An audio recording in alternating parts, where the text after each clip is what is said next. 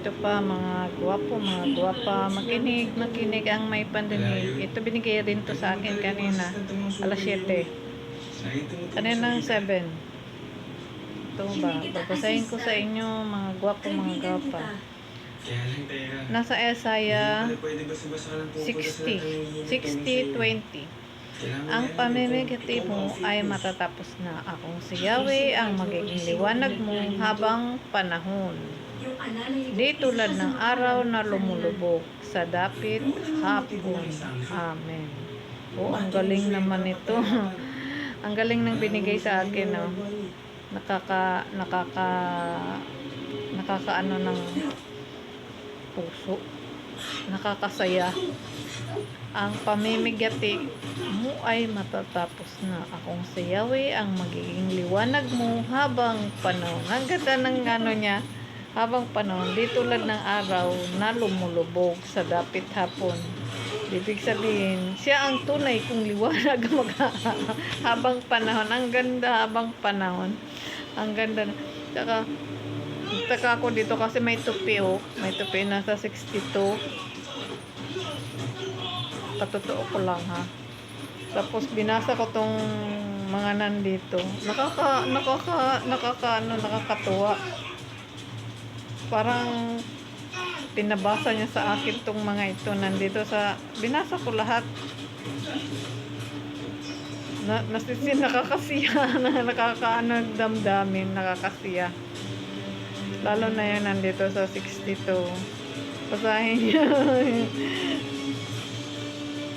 Nakakatuwa. Pero yung binigay sa akin, itong nasa 20. Nasa 60-20. Mga kapuso, ito na ang unang lucky number Tapos of binasa the ko. day. Bakit kaya may tupi? Wala namang, hindi naman ako nagtutupi kasi ng ano, hindi ako nagtutupi, hindi ako I-submit na ang lucky number nag-ano na yan ng, sa gmanetwork.com. ayoko nga mag-ano ng marking sa aking binabasa kay madudumihan. Ang iba kasi may nag-try ako naglagay, pangit pala tingnan, kaya hindi na ako naglalagay. Tingnan mo, may tupi talaga, may tupi, tupi, hindi ako nagtutupi niyan.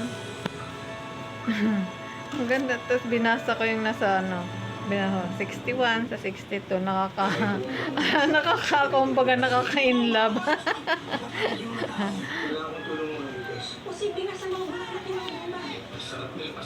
Tuwan-tuwa nga ako, binasa ko to, nasisiyahan talaga ako. Yun lamang mga gwapa, salamat. Amen po. Totoo yan. Ito yung binigay sa akin sa 20, 60-20. Binasa ko lang. Kanina tong 7, tapos yung nung 8, yung isa. Nasa Korintong 11 naman. Korinto 11:25. Yung between, nandoon tumuntong sa sa O. Salamat sa mga nakikinig. Kung kayo may pandinig, ang walang pandinig, walang tayo ngayon. Ay, nakakatuwa. Salamat sa mga nakikinig. Sa ulitin, kung may minsay pa uli, paparating ko sa inyo. Mag-antay kayo. Salamat po.